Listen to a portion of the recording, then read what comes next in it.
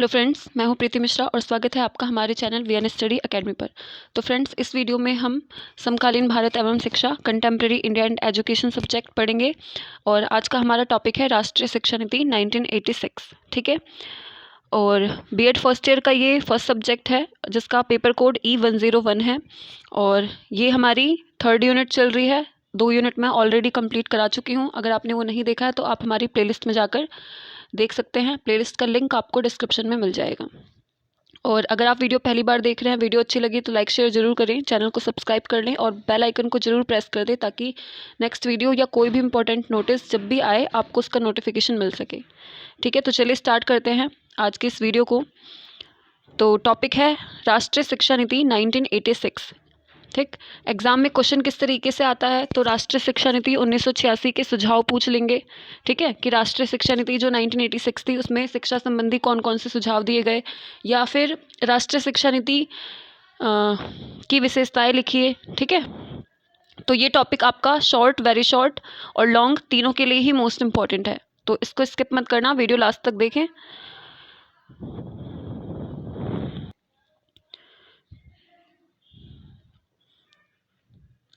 Question है राष्ट्रीय शिक्षा नीति 1986 की विशेषताओं का वर्णन कीजिए, या फिर क्वेश्चन पूछा जाएगा कि राष्ट्रीय शिक्षा नीति 1986 के शिक्षा संबंधी सुझाव कौन कौन से थे। ठीक है, या फिर इसका डिटेल में वर्णन करने के लिए आपको बोल दिया जाएगा। ठीक है, लॉन्ग क्वेश्चन में 16 मार्क्स का। तो क्वेश्चन की लैंग्वेज चेंज हो सकती है पर आंसर आपको सेम ही लिखना है। तो अगर आप ये टॉपिक कंप्लीट कर लेते हैं तो यहाँ से आपका शॉर्ट, वेरी शॉर्ट और लॉन्ग इस टॉपिक से रिलेटेड जो भी आता है वो सब कंप्लीट हो जाएगा। आपको इसके अलावा और कुछ पढ़ने की ज़रूरत नहीं पड़ेगी। ठीक है, तो चलिए आंसर देखते हैं। राष्ट्रीय शिक्षा नीति 1986 जनवरी 1985 में प्रधानमंत्री श्री राजीव गांधी, ठीक है, 1985 में हमारे प्रधानमंत्री थे श्री राजीव गांधी, जिन्होंने घोषणा की कि देश के लिए नई शिक्षा नीति का निर्माण किया जाए। ठीक है, जिसमें शिक्षा संबंधी सुधार हों। और शिक्षा नीति के निर्माण की प्रक्रिया के दौरान भारत सरकार ने अगस्त 1985 में एक दस्तावेज, एक डॉक्यूमेंट प्रस्तुत किया जिसका नाम था शिक्षा की चुनौती नीति। ठीक है, ये आपको याद रखना है, ये वेरी शॉर्ट में पूछा जाता है।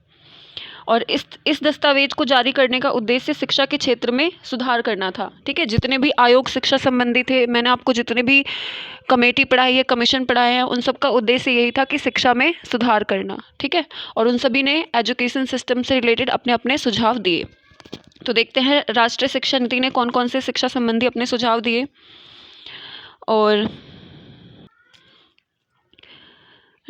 मई 1986 में भारत सरकार ने नई शिक्षा नीति 1986 का प्रारूप तैयार करके जारी किया, जिसे राष्ट्रीय शिक्षा नीति 1986 के नाम से जाना जाता है। ठीक है, तो राष्ट्रीय शिक्षा नीति 1986 जो है वो भारत सरकार के द्वारा प्रस्तुत किया गया था। ठीक है, मई 1986 में, तो ये आपको याद रखना है। ठीक है, वेरी शॉर्ट में पूछा गया क्वेश्चन है। इसके बाद नेक्स्ट है राष्ट्रीय शिक्षा नीति 1986 की विशेषताएं या सुझाव।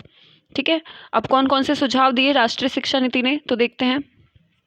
तो सबसे पहले सुझाव लिखने से पहले अगर आप एग्ज़ाम में इस तरीके से चार्ट ड्रॉ कर देते हैं, ठीक है, तो इससे आपका क्लियर हो जाएगा और एग्जामिनर के सामने एक अच्छा इंप्रेशन होगा कि आपने ये पॉइंट्स लिखे हैं अंदर इस टॉपिक में।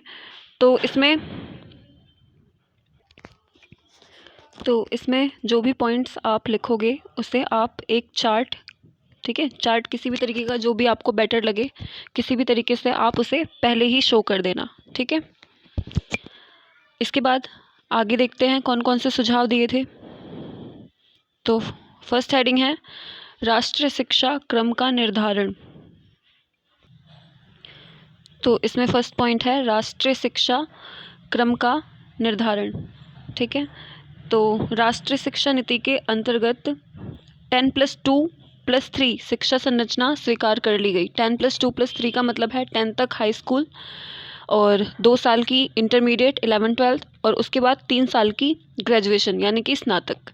ठीक है, तो राष्ट्रीय शिक्षा नीति के फलस्वरूप 1986 के फलस्वरूप आपको शिक्षा संरचना याद रखना है 10+2+3। ठीक है, ये वेरी शॉर्ट में पूछा गया है और ये इंपॉर्टेंट है। ठीक है, राष्ट्रीय शिक्षा नीति 1986 के फलस्वरूप 10+2+3 शिक्षा प्रणाली को स्वीकार किया गया। ठीक है, इसके बाद सेकंड पॉइंट है प्राथमिक शिक्षा संबंधी कौन कौन से सुझाव दिए राष्ट्रीय शिक्षा नीति में। तो देखते हैं यहाँ पे। फर्स्ट है प्राथमिक शिक्षा के अंतर्गत 14 वर्ष की आयु तक के बच्चों का सार्वभौमिकरण नामांकन। ठीक है, मतलब 6 से लेकर 14 साल तक के जितने भी बच्चे हैं उनका किसी भी विद्यालय में नामांकन होना चाहिए। ठीक है, सार्वभौमिकरण नामांकन। ठीक, और अनिवार्य एवं निःशुल्क शिक्षा की बात कही गई। इसके बाद सेकंड है ऑपरेशन ब्लैक बोर्ड के अनुसार। ऑपरेशन ब्लैक बोर्ड खुद में एक इम्पॉर्टेंट टॉपिक है, शॉर्ट में आता है, तो इसके बारे में डिटेल में हम नेक्स्ट वीडियो में पढ़ेंगे। ठीक है, और इसमें जानते हैं ऑपरेशन ब्लैक बोर्ड है क्या। तो ऑपरेशन ब्लैक बोर्ड के अनुसार कम से कम किसी भी विद्यालय में, ठीक है, ऑपरेशन ब्लैक बोर्ड के अंतर्गत सभी विद्यालयों में कम से कम 2 कमरे, 1 बरामदा, 2 शौचालय के पक्के भवन, 2 शिक्षक जिनमें से 1 महिला शिक्षक होना अनिवार्य है। ठीक है, ब्लैक बोर्ड, चौक, डस्टर, नक्शे, विज्ञान किट, खेल का मैदान, खेल सामग्री उपलब्ध कराई जाती है। मतलब एक स्कूल में जो जिस भी चीज़ों की आवश्यकता होती है वो सभी ऑपरेशन ब्लैक बोर्ड योजना के अंतर्गत उपलब्ध कराई जाती है। ठीक है, तो इसके बारे में डिटेल में हम नेक्स्ट वीडियो में पढ़ेंगे और ये मोस्ट इंपॉर्टेंट है ऑपरेशन ब्लैक बोर्ड। ठीक है, इसके बाद नेक्स्ट पॉइंट है विद्यालय छोड़ देने वाले विद्यार्थियों के लिए अनौपचारिक शिक्षा कार्यक्रम चलाया जाएगा। ठीक, और नेक्स्ट है बच्चों को किसी भी प्रकार का शारीरिक दंड नहीं दिया जाना चाहिए। ठीक है, पहले के समय में बच्चों को दंड दिया जाता था शारीरिक। ठीक है, तो 1986 की शिक्षा नीति में यह स्पष्ट किया गया कि बच्चों को किसी भी प्रकार का शारीरिक दंड नहीं दिया जाएगा। ठीक है, इसके अलावा NEP 2020 भी लागू हो चुकी है अब, तो आप उसके बारे में भी पढ़ सकते हो। ठीक है, इसके बाद थर्ड पॉइंट है स्त्री शिक्षा के संबंध में कौन कौन से सुझाव दिए राष्ट्रीय शिक्षा नीति 19 में। तो विभिन्न पाठ्यक्रमों द्वारा स्त्री शिक्षा को प्रोत्साहित किया जाए। ठीक है, स्त्रियों के लिए अलग अलग पाठ्यक्रम की व्यवस्था की गई और स्त्रियों के लिए व्यावसायिक और तकनीकी प्रशिक्षण पर भी बल दिया जाए। ठीक है, तो ये 2 पॉइंट्स करने हैं। इसके बाद अनुसूचित जाति एवं जनजातियों की शिक्षा के संबंध में कौन कौन से सुझाव दिए गए। तो अनुसूचित एवं अनुसूचित जनजाति। ठीक है, अनुसूचित जाति और अनुसूचित जनजातियों के बारे में देखते हैं यहाँ पे। तो अनुसूचित जाति यानी कि SC कैटेगरी और अनुसूचित जनजाति मतलब ST कैटेगरी के जो लोग थे उनके लिए कौन कौन से सुझाव दिए गए शिक्षा से रिलेटेड। तो SC ST वर्ग क्षेत्रों में प्राथमिक विद्यालय प्राथमिकता के आधार पर खोले जाएं और इन वर्गों के लिए आश्रम विद्यालय का मतलब है हॉस्टल। ठीक है, और व्यावसायिक पाठ्यक्रम आदि की व्यवस्था की जाए। ठीक है, तो ये SC ST वर्ग से रिलेटेड हो गया जो सुझाव दिए थे 1986 की शिक्षा नीति में। इसके बाद नेक्स्ट पॉइंट है नवोदय विद्यालय। ये भी आपका मोस्ट इंपॉर्टेंट है और इसके बारे में भी अलग से एक वीडियो में पढ़ेंगे। अभी फ़िलहाल ये जानते हैं कि नवोदय विद्यालय है क्या। ठीक है, नवोदय विद्यालय की स्थापना की बात कही गई राष्ट्रीय शिक्षा नीति 1986 में। नवोदय विद्यालय की स्थापना के बारे में बात कही गई और नवोदय विद्यालय है क्या इसमें देखते हैं। देश के विभिन्न भागों में प्रतिभावान बच्चे, जो भी प्रतिभाशाली बच्चे हैं जिनमें से अधिकांश ग्रामीण हो, ठीक है, गांव के प्रतिभाशाली बच्चे, उन्हें तीव्र गति से आगे बढ़ने का अवसर प्रदान करने के लिए प्रत्येक जिले में एक नवोदय विद्यालय स्थापित किया जाए। ठीक है, मतलब जो भी गरीब बच्चे हैं और प्रतिभाशाली हैं और ग्रामीण क्षेत्र के हैं उनको आगे बढ़ने के अवसर प्रदान करने के लिए जिले में एक और नवोदय विद्यालय में एडमिशन का आधार जो था वो पेपर था। पहले पेपर होता था बच्चों का और जो उसमें पास करते थे उनको नवोदय विद्यालय में एडमिशन प्रवेश दिया जाता था। ठीक है, इसके बाद नेक्स्ट है परीक्षा प्रणाली से रिलेटेड कौन कौन से सुझाव दिए।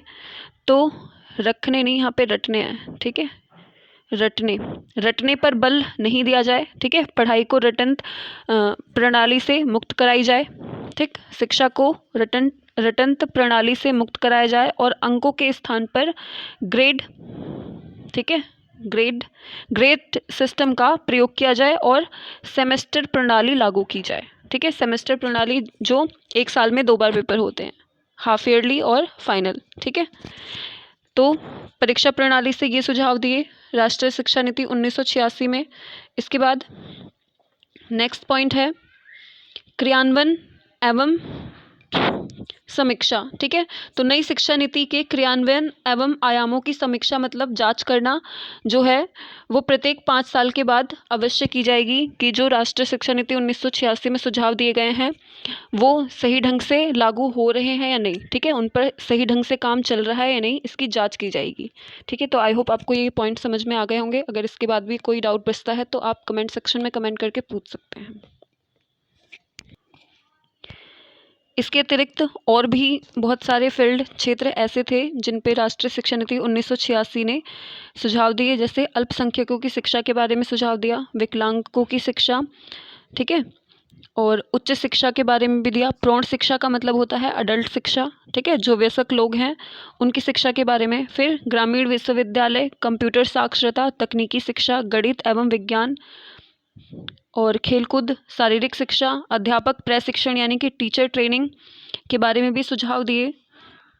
तो ये सब आपको करना है और इसमें से कोई भी आप 7 से 8 पॉइंट हेडिंग वाइज करके और उसके अंदर 4 से 5 लाइन अपनी लैंग्वेज में कर सकते हैं, ठीक है। और ये लॉन्ग क्वेश्चन के लिए बहुत ज़्यादा इंपॉर्टेंट है 16 नंबर में, और अगर आप ये टॉपिक कर लेते हैं तो आपका लॉन्ग शॉर्ट वेरी शॉर्ट सब यहीं से कंप्लीट हो जाएगा, ठीक है। तो वीडियो अच्छी लगी तो लाइक शेयर ज़रूर करें और चैनल को ज़रूर सब्सक्राइब कर लें ताकि नेक्स्ट वीडियो जब भी आए आपको उसका नोटिफिकेशन मिल सके, ठीक है। तो बने रहिए हमारे साथ हमारे चैनल वीएन स्टडी अकेडमी पर। Thank you for watching this video.